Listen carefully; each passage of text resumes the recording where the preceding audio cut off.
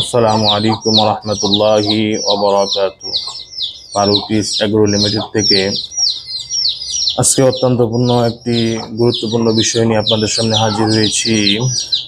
আজকের ভিডিওর মধ্যে আমি আলোচনা করব যে মুরগির পাখা কেন ঝুলে যায়। ইতিপূর্বে আমার যে মুরগির বাচ্চাগুলো দেখতেছেন এর মধ্যে অনেকগুলিরই পাখা ঝুলে গিয়েছে। আর ইতিপূর্বেই আমার এই মুরগিটা 10টা বাচ্চা নিয়ে এসেছিল। 10টা বাচ্চার মধ্যে 5টা বাচ্চাই অলরেডি পাখা ঝুলে আস্তে আস্তে মলত্যাগের মধ্যে মল লেগে দেখা গেছে সে মারা গিয়েছে। তো এগুলোর অন্যতম কারণ হলো যে মুরগি যখন সমস্ত বাচ্চা নিয়ে উঠেছিল, উঠার পরে এই মুরগি পর্যাপ্ত পরিমাণে তা দেয়নি বাচ্চাগুলোকে, আর তখনই আমি এর মধ্যে ছেড়ে দিয়েছিলাম।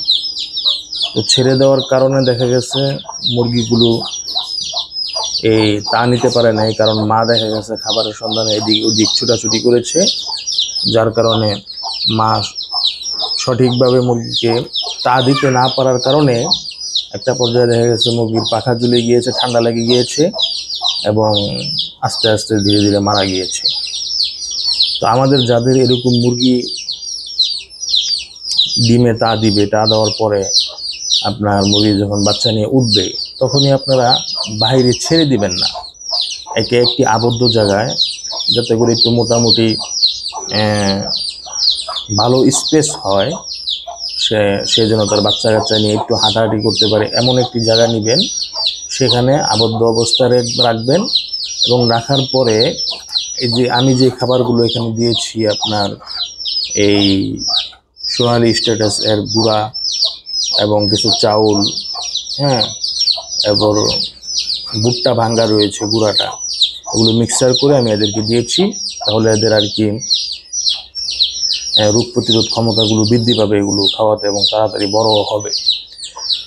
তো এইভাবে মুরগি ডাইরেক্ট ছেড়ে দিবেন না, বাচ্চা নিয়ে ওঠার পরে একটা আবদ্ধ অবস্থায় রেখে কমসে কম মুরগিগুলো যখন প্রাপ্তবয়স্ক, অর্থাৎ আপনার এরা নিজেরা চলে ফিরে খাওয়ার মতো উপযোগী হবে, তখন ছেড়ে দিলে আর কোনো সমস্যা নেই। তো আমার যেহেতু মুরগির এগুলো আমি ছেড়ে দিয়েছিলাম, যার কারণে অনেকগুলোর পাখা মোখা ঝুলে তারা মারা গিয়েছে।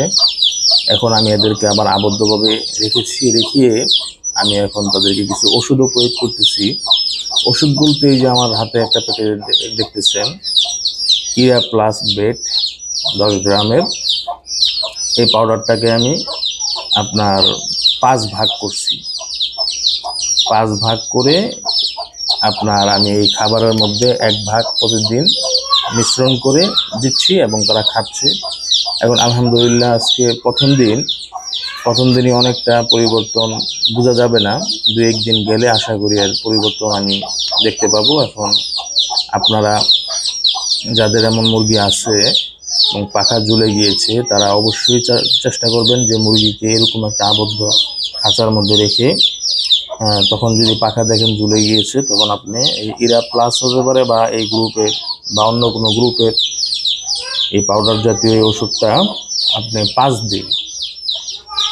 দিন আপনি খাবারের মধ্যে মিশ্রণ করে হালকা একটু পানি দিয়ে, যাতে করে খাবারটা, কারণ এটা পাউডার জাতীয় উড়ে যাবে, না হলে একটু পানি দিলে এই খাবারটা মিশ্রণ হবে এবং সে খাবারটা আপনি যখন দিবেন মুরগি স্বাচ্ছন্দ্যে খেয়ে নেবে। তো এইভাবে 5 দিন আপনি কোর্সটা করবেন, আশা করি ইনশাল্লাহ ভালো করার মালিক তো আল্লাহ চাহে তো আল্লাহ সুস্থ করে দিবেন। আর এরা যেহেতু মুক্ত পরিবেশে চলাফেরা করে অভ্যাস হয়ে গিয়েছে, এখন আমি হঠাৎ আটকে দেওয়ার কারণে এরা দেখা যাচ্ছে যে খুব কিচিরমিচির করতেছে, তাদের কাছে এটা ভালো লাগতেছে না।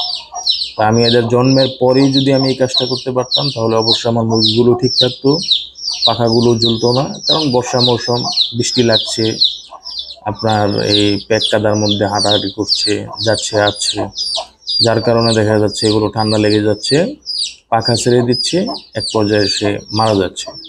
তো এই জন্য আমি এই আবদ্ধ পরিবেশে আবার এদেরকে সংরক্ষণ করেছি। দেখি হায়াত মওতের মালিক আল্লাহ, এবং আমি ওষুধ প্রয়োগ করতেছি, এর মাধ্যমে দেখি আল্লাহ তাআলা আমাকে আমার এই মুরগিগুলোকে শেফা দান করেন কিনা। অবশ্যই আমি আশাবাদী আল্লাহ তাআলা এদেরকে সুস্থ করে দিবেন।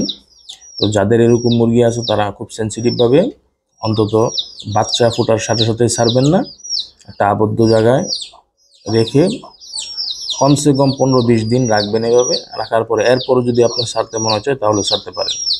তো আশা করি আজকের ভিডিও থেকে কিঞ্চিত ধারণা পেয়েছেন। তো সকলে সুস্থ থাকবেন, ভালো থাকবেন, আর অনুগ্রহপূর্বক আমার চ্যানেলটিকে সাবস্ক্রাইব করে রাখবেন এমন নিত্য নতুন ভিডিও পাওয়ার জন্য। তো সকলে সুস্থ থাকুন, ভালো থাকুন এই প্রত্যাশা নিয়ে আজকের মতো বিদায় নিচ্ছি। আসসালামু আলাইকুম ওয়া রাহমাতুল্লাহি ওয়া বারাকাতুহু।